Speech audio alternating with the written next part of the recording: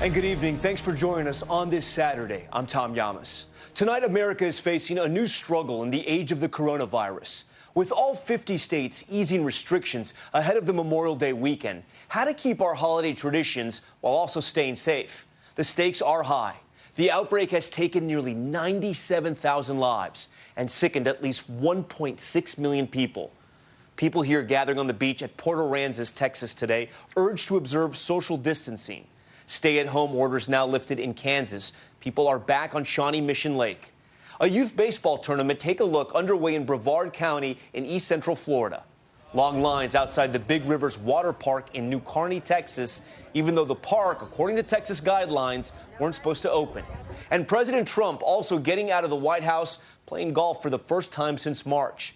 But there were also long lines for coronavirus testing at Annandale, Virginia, and long lines at food banks at the Indianapolis Motor Speedway, where the Indy 500 was supposed to take place tomorrow.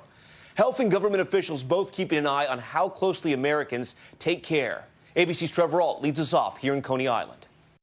Tonight, despite pleas to follow social distancing guidelines this Memorial Day weekend, in Texas, 1,300 people waiting in line for a water park reopening without the governor's approval, many not wearing masks. Crowds like this Hawaii boat party popping up across the country. The same trend seen on California's beaches, despite sunbathing bans and mask requirements. It's been really encouraging to see, people on the beaches breaking quarantine rules. It's awesome. Today, President Trump golfing for the first time in 2 months, not wearing a mask and shaking hands. And as the president calls on states to let places of worship return, the Diocese of Brooklyn announcing they'll allow visitors for private prayer, and the Boston Archdiocese releasing video of what services could look like, requiring masks and taping off pews. Minnesota will allow places of worship to resume at 25% starting Wednesday. That announcement coming as the intensive care units at some Twin City hospitals are filling up. And more troubling signs of the pandemic still lingering. In Missouri, health officials say a Springfield hairstylist worked for 8 days with coronavirus symptoms. Authorities now tracing 84 people that person may have exposed. And Arkansas Governor Asa Hutchinson says his state is enduring a second peak 30 days after the virus peaked there the first time. We need to be disciplined in your personal safety habits.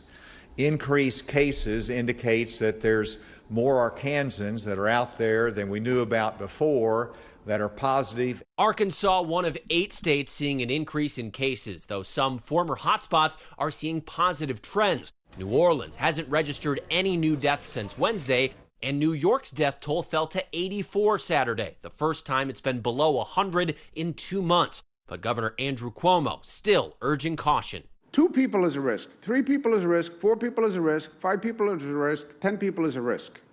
The risk keeps going up, and it could kill someone. So is it worth the risk? Today in Queens, thousands of pounds of food and produce donated from upstate farmers distributed to people in need who are still in lockdown. The line for this food drive started at 4 this morning. It stretches down the entire block and wraps around the corner. It highlights how much they're able to give away from these farmers' donations, but also how deeply this community has been impacted. This isn't even charity. This is about solidarity with your fellow human beings, no matter who they are, where they come from. And tonight, this stark image with the Indianapolis 500, a Memorial Day tradition postponed due to the pandemic. The Indianapolis Motor Speedway turned into a food line. So many reminders. This is still far from over. Trevor Ault joins us now from an empty Coney Island here in New York City. That beach closed for swimming. I do, though, want to go back to the news from the Midwest, Trevor. The Twin Cities seen an increase in patients with COVID-19?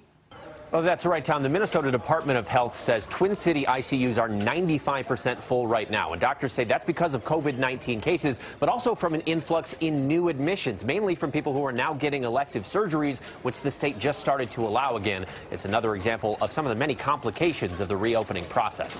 Tom.